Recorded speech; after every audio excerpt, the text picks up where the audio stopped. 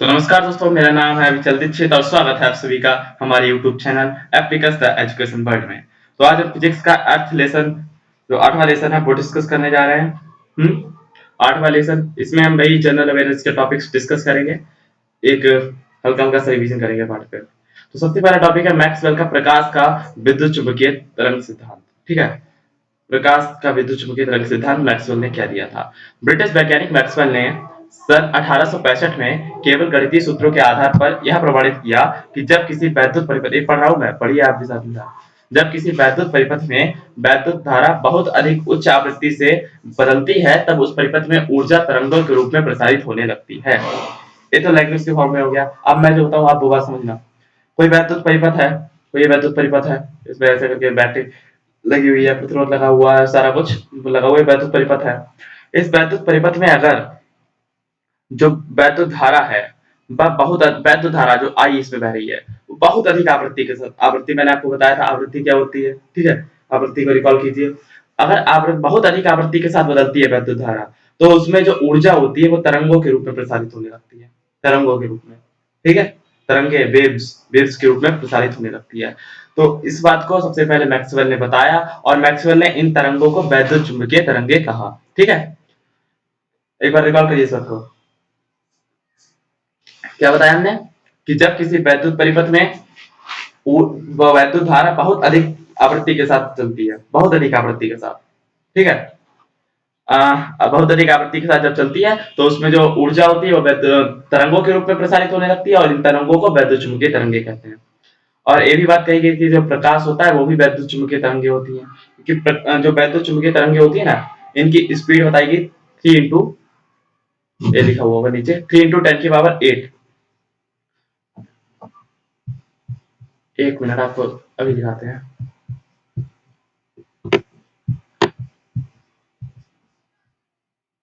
Three into 10 की power 8 इनकी speed बताएगी, यही स्पीड होती है प्रकाश की। तो प्रकाश ये भी इसी हिसाब से डिराइव किया गया कि जो प्रकाश होता है वो भी विद्युत चुंबकीय तरंगे ही होती हैं। देखिए ये लिखा हुआ है, वैद्युत चुंबकीय तरंगों की चाल 3 गुणा 10 की पावर 8 मीटर पर सेकंड होती है। इस आधार पर मैक्सवेल ने यह विचार में प्रस्तुत किया कि जो प्रकाश होता है वो भी वैद्युत चुंबकीय तरंगे ही होती है। ठीक है, तो मैक्सवेल का तरंग सिद्धांत आपको समझ में आना चाहिए। मैक्सवेल का वैद्युत चुंबकीय तरंग सिद्धांत क्या है? जब किसी परिपथ में वैद्युत धारा बहुत अधिक आवृत्ति के साथ चलेगी, बातों पे ध्यान दीजिए, आप बात से समझिए मेरी बात को और आप अपनी लैंग्वेज में लिखने का प्रयास करेंगे। ठीक है, जब किसी वैद्युत परिपथ में वैद्युत धारा बहुत अधिक आवेश के साथ, बहुत अधिक आवृत्ति के साथ बहती है तो उसमें जो वैद्युत ऊर्जा है वो तरंगों के रूप में प्रसारित होने लगती है और इन तरंगों को वैद्युत चुंबकीय तरंगे कहते हैं। इनकी चाल 3 गुणा 10 की पावर 8 मीटर पर सेकंड होती है। ठीक है, वैद्युत चुंबकीय तरंगों के गुण, इनके गुण क्या क्या होते हैं? सबसे पहला गुण अंडरलाइन कर रखा है, त्वरित आवेश द्वारा उत्पन्न, इन्हें त्वरित आवेश द्वारा उत्पन्न किया जाता है। यार जब धारा बहुत तेज तेज चलेगी तो आवेश त्वरित हो जाएगा भाई, आई बराबर क्यू टी होता है, क्यू बराबर आई टी होता है। तो जब बहुत तेज धारा होगी तो आवेश बहुत तेज होगा, त्वरित आवेश होगा। तो त्वरित आवेश द्वारा उत्पन्न होती है, पहली गुण इनका ये हो गया।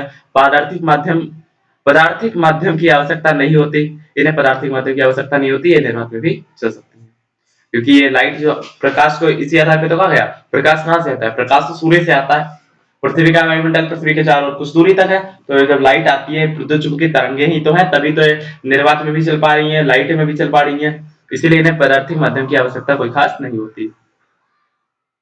इसका निर्वात में प्रकाश की चाल से चलती है। ये धाराएं क्या होते हैं इनका? ये निर्वात में प्रकाश की चाल से चलती है। हमने आपको अभी भी बात बताई थी। वैद्युत एवं चुंबकीय क्षेत्र के परिवर्तन की दिशा परस्पर लंबवत होती है तथा संचरण की भी दिशा के लंबवत होती है। वैद्युत व चुंबकीय क्षेत्र के ये बात समझनी होगी जरा कि वैद्युत व चुंबकीय क्षेत्र के परिवर्तनों की दिशाएं परस्पर लंबवत होती हैं, संचरण की भी दिशा लंबवत होती है, अर्थात वैद्युत चुंबकीय तरंगों की प्रकृति अनुप्रस्थ होती है।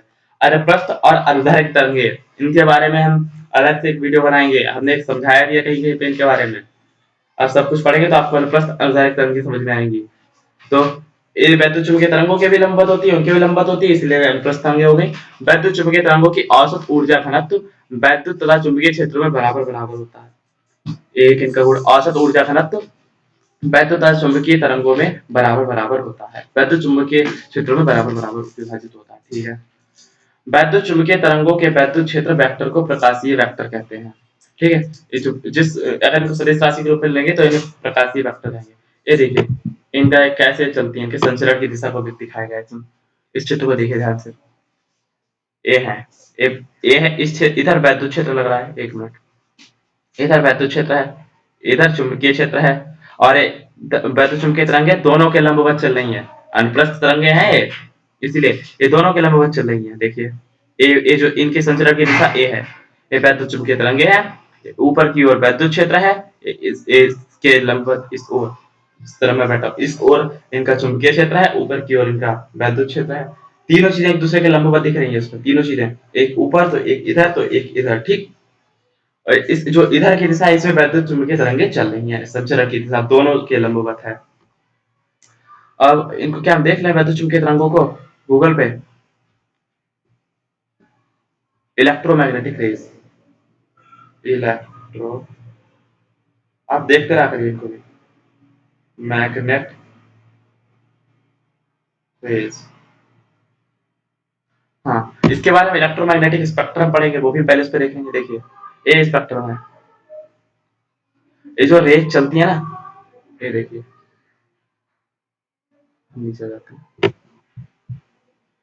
इनकी ये रंग दिया हुआ है, रंग दिया हुआ है, इनकी तरंग दैर्घ्य दी हुई है, सारा कुछ इनके बारे में दिया हुआ है इन चीजों में। ए है वैद्युत चुंबकीय तरंगों की, वैद्युत चुंबकीय तरंगों का ए दिया है, जो मैं फोटो आपको दिखाना चाह रहा था, वो ए फोटो है। ये देखिए, ये हमने आपको क्या दिखाया, ए है 3D डायग्राम उसी का, एक तरफ चुंबकीय क्षेत्र, एक तरफ वैद्युत क्षेत्र, और सामने की ओर इनके संचरण की दिशा है। ये लैम्डा पता क्या है, तरंग दैर्घ्य वगैरह होती है सब, ठीक है। यही हमने आपको फॉर्मूला ए समझाया। उसके बाद क्या है यार,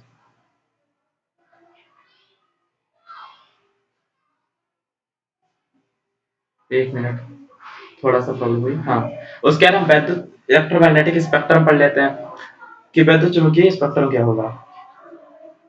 देखिए वैद्युत चुंबकीय स्पेक्ट्रम में अभी आपको दिखा, जो रेड का हल्का हल्का कलर बदल रहा था, वो इसी तरह से इसमें जो सूर्य से हमारे पास प्रकाश आता है ना, इसमें दिया हुआ, इसमें नहीं दिया, सूर्य से जो हमारे पास प्रकाश आता है उसमें वो श्वेत रंग के प्रकाश में बहुत सारे रंग होते हैं, ठीक है।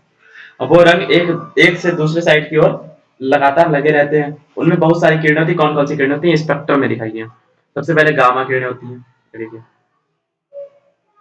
फिर गामा किरणें होती हैं, फिर एक्स किरणें होती हैं, फिर परावैंगनी किरणें होती हैं। काफी किरणें हमारे लिए हानिकारक होती हैं, इनमें अवरक्त किरणें होती हैं, माइक्रो तरंगे होती हैं, रेडियो तरंगे होती हैं। और इन सभी तरंगे कौन सी, इलेक्ट्रोमैग्नेटिक रेज हैं। इन सबके अलग अलग उपयोग होते हैं, सभी का एक उपयोग नहीं है, किसी का कोई उपयोग है तो किसी का कहीं और उपयोग है, ठीक है। अब देख लेते हैं इनके उपयोग क्या क्या होते हैं। गामा किरणें, इनके बारे में सीधे सीधे जो फैक्ट दिए हैं ये आपको कुमार की बुक्स में भी मिल जाएंगे, एनसीईआरटी में भी मिल जाएंगे, चाहे आप यहाँ से उतार ले हैं, ठीक है।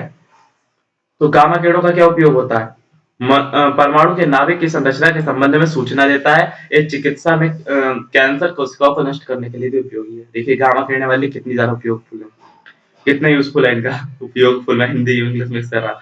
हाँ, तो इनका कितना यूज है गामा किरणों का। कैंसर के इलाज में इनका प्रयोग होता है, नाभिक की संरचना के संबंध में जानकारी देने के लिए इनका यूज होता है।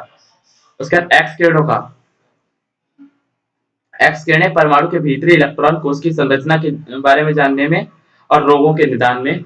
हाँ, इसका भी देखिए, जो फिजिक्स वाले जितने भी चीजें बनती है ना, काफी मशीनों में आप सीटी स्कैन कराने जाते हैं, आप एमआरआई कराते हैं, इन सब में इलेक्ट्रोमैग्नेटिक रेज का बहुत यूज होता है, ठीक है।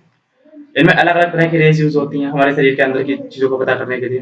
तो एक्स किरणें भी बहुत सारी रोगों के निदान में, इलेक्ट्रॉन कोश की संरचना को पता करने में इनका यूज होता है। उसके बाद परावैंगनी किरणें, परावैंगनी किरणों का प्रयोग होता है अदृश्य लिखाई, अदृश्य लिखाई, नकली दस्तावेज, उंगलियों के निशानों को पता करने में, फिंगरप्रिंट्स को लेने में, ठीक है, फिंगरप्रिंट्स को लेने में, खाने की वस्तुओं के संरक्षण में, इन सब चीजों में हम इसका प्रयोग करते हैं। इसका दृश्य विकिरण देखते हैं हम, जिसमें वही तरंगे हैं ये, हमारे नेत्र तरंग दैर्घ्यों के इस परास के लिए उपयोगी होते हैं। विभिन्न जंतु तरंग, हाँ ठीक है। देखिए सभी जो अलग अलग एनिमल्स होते हैं सबकी देखने की क्षमता अलग अलग होती है। हमारा जो देखने का तरंग परिसर है वो ए ही है परिसर। तो हमारे जो दृश्य विकिरण है वो ए है। तो ये जो तरंगे होती है इनमें इनके हिसाब से देखते हैं, ठीक है। अवरक्त तरंगे क्या होती हैं? अवरक्त तरंगों का क्या उपयोग होता है? पौधा घरों में पौधों को गर्म करने में, युद्ध के दिनों में, कोहरे व धुंध के पार देखने में। अच्छा, कोहरे व धुंध के पार देखने के कौन से तरंगे हैं? अवरक्त तरंगे। आप कहते हैं ना कोहरे को पार करने वाली लाइट लगवा लें, ठीक है। तो कौन सी लाइट लगेगी? अवरक्त तरंगे लगेंगी। अवरक्त तरंगों से हम कोहरे के पार देख पाते हैं। पौधों की गर्म करने में, ठीक है। उसका सूक्ष्म तथा माइक्रो तरंगे। माइक्रो तरंगे इनका क्या यूज होगा? अपनी लघु तरंग दैर्घ्य के कारण विमान संचालन, रडार प्रणाली के लिए उपयुक्त है। रडार में उपग्रहों तथा लंबी दूरी वाले बेतार संचार में माइक्रोवेव ओवन, हाँ माइक्रोवेव ओवन जिसपे पिज्जा वगैरह बनाते हैं हम लोग, उसमें इसका यूज होता है। किसका? माइक्रो तरंगों का। उसके बाद रेडियो तरंगे, ठीक है। रेडियो तरंगों का क्या उपयोग होता है? आप फिर से पढ़ लें हम रेडियो तरंगों के। हमें ऊपर जाना पड़ेगा इसके लिए।